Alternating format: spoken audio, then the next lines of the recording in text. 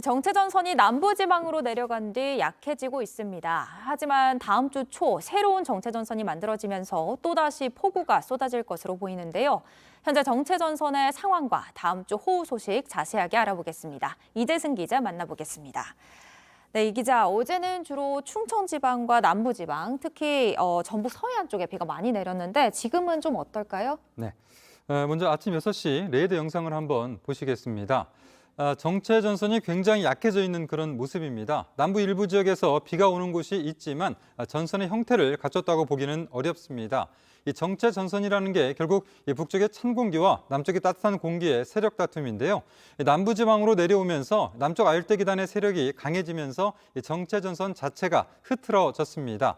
오늘 오전까지 남부 지방 5에서 40mm의 비가 내린 뒤 우리나라는 정체 전선의 영향에서 완전히 벗어나겠습니다. 이번 정체전선으로 역대급 폭우가 쏟아지면서 피해가 굉장히 컸는데요.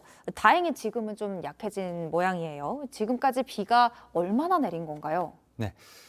지난 월요일부터 오늘 아침 5시까지 쏟아진 강수량을 모두 합한 지도를 한번 보겠습니다. 이 빨갛게 표시된 곳 강수량이 300mm에서 600mm 정도로 볼 수 있는데요. 수도권을 비롯해 중부지방 전체와 전북 북서부 지역이 붉게 물들어 있습니다.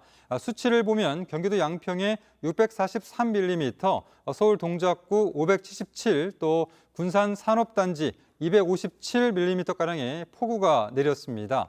지난해 연 강수량 평균이 1200mm 정도니까 수도권에선 연간 강수량의 절반 정도가 사흘 만에 쏟아진 셈입니다. 와, 그렇군요. 문제는 여기서 끝이 아니라는 건데 다음 주 초에 또다시 정체전선이 형성될 거란 예보가 돼 있어요. 그런데 지난 8일, 그러니까 폭우가 내렸던 첫날에 내렸던 양보다 더 강하게 내릴 거라는 예측도 있더라고요. 네, 그렇습니다. 정체전선은 이제 모레 일요일에 북한 쪽에서 만들어지겠는데요. 어제 오전에 소멸된 제7호 태풍 무란이 남긴 수증기가 이 정체전선에 공급될 것으로 보입니다. 이번에도 동서로 길고 남북으로 폭이 좁은 형태가 될 전망인데요. 기상청은 다음에 나타날 정체전선이 품고 있는 수증기량은 이번과 비슷하거나 더 많을 수 있다고 밝혔습니다. 다만 지속 시간은 짧을 것으로 봤는데요. 오츠크 인근 고기압의 블로킹 현상이 해소되면서 정체전선이 한 곳에 머물지 않고 이동하기 때문에 지난 8일과 비교하면 비가 내리는 시간이 짧을 것으로 보입니다. 다만 안심할 수 없는 게 앞서 말씀드린 대로 이 태풍이 공급한 수증기로 인해서 이번보다 더 센 비가 쏟아질 수도 있습니다. 네, 더 이상의 피해가 없어야 될 텐데 좀 걱정입니다. 그렇다면 앞으로 비가 오는 시점 좀 구체적으로 살펴보죠. 네, 한번 보겠습니다. 정체전선과는 별개로 주말인 토요일엔 전국에 비가 내립니다. 또 일요일엔 정체전선의 전면에 형성된 비구름대가 들어오면서 또 비가 내리고요. 한마디로 자주 비가 오는 상황인데요. 정체전선으로 인한 비는 광복절인 다음 주 월요일부터 본격적으로 시작됩니다. 월요일 밤 수도권을 시작으로 화요일과 수요일 사이엔 전국에 비를 뿌리겠습니다.